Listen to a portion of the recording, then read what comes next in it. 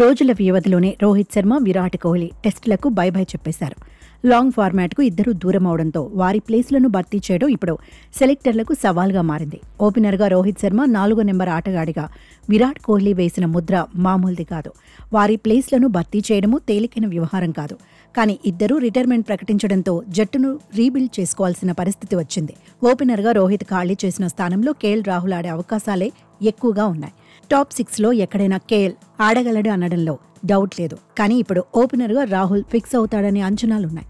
మరో ఓపెనర్గా యశస్వి జైస్వాల్ బరిలో దిగుతాడు. ఇప్పటికే యశస్వి జైస్వాల్ తానేంటో నిరూపించుకున్నాడు. లెఫ్ట్ రైట్ కాంబినేషన్ కూడా టీమిండియాకు అడ్వాంటేజ్ అవుతుందనే అంచనాలున్నాయి. గతంలో శుభ్మన్ గిల్ ఓపెనర్గా బరిలో దిగాడు. కానీ ఆ తర్వాత వన్డౌన్కు మారిపాడు. అజింక్య రహానే స్థానంలో సెటిల్ అయిపోయాడు. వన్డౌన్ను ఫేవరెట్ ప్లేస్గా మార్చుకున్నాడు. దీంతో ఓపెనర్గా శుభ్మన్ గిల్ వెళ్లే అవకాశం లేదు. కోహ్లీ వదిలేసిన 4వ స్థానానికి కూడా శుభ్మన్ వెళ్లకపోవచ్చు. సీనియర్లు వదిలేసిన 2 స్థానాల్లో జట్టులోకి తీసుకోదగిన ఆటగాళ్లు ఎవరు అనేది ఇప్పుడు హాట్ టాపిక్గా మారింది. ఈ రేసులో అభిమన్యు ఈశ్వరన్ పేరు గట్టిగానే వినిపిస్తోంది. సాయి సుదర్శన్ కూడా రేసులో ముందే ఉన్నాడు. టాప్ ఆర్డర్లో అయినా మిడిల్ ఆర్డర్లో అయినా సాయి సుదర్శన్ ఆడగలడు. ఐపీఎల్లోనూ దూకుడు మీదున్నాడు. కౌంటీలో ఆడిన అనుభవము సాయి సుదర్శన్కు ఉంది. దేశవాళీలోనూ మంచి రికార్డే సాధించాడు. దీంతో సాయి సుదర్శన్ను ఇంగ్లాండ్ టూర్కు ఎంపిక చేయాలని మాజీలు సూచిస్తున్నారు. కమిట్మెంట్, డెడికేషన్ ఈ యంగ్ ప్లేయర్ కేర్ ఆఫ్ అని మాజీలు సైతం అభిప్రాయపడుతున్నారు.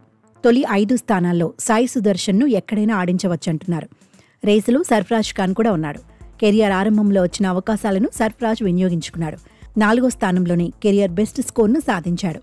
మిడిల్ ఆర్డర్లో స్లాట్ కోసం సర్ఫరాజ్ వైపు సెలెక్టర్లు చూడొచ్చనే చర్చ జరుగుతోంది. కరుణ్ నాయర్ సైతం స్వింగ్ మీదే ఉన్నాడు. గత డొమెస్టిక్ సీజన్లో పరుగుల పండుగ చేసుకున్నాడు. నిలకడగా రాణించాడు. టీమిండియాలో 3 ఎంట్రీ ఇవ్వాల్సిన ఆటగాడిగా పేరు తెచ్చుకున్నాడు.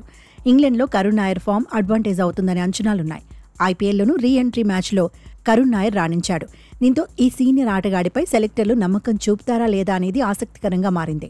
ఇటీవలే మళ్లీ బీసీసీఐ కాంట్రాక్ట్ అందుకున్న శ్రేయస్ అయ్యర్ అవసరం భారత జట్టుకు ఉందని ఎక్స్పర్ట్స్ అభిప్రాయపడుతున్నారు. ఫామ్లో ఉన్న శ్రేయస్ను జట్టులోకి తీసుకుంటే అనుభవం అక్కడికొస్తుందంటున్నారు. మొత్తంగా కోహ్లీ, రోహిత్ ప్లేస్లో సెలెక్టర్లు ఎవరిని ఎంపిక చేస్తారనేది ఆసక్తికరంగా మారింది.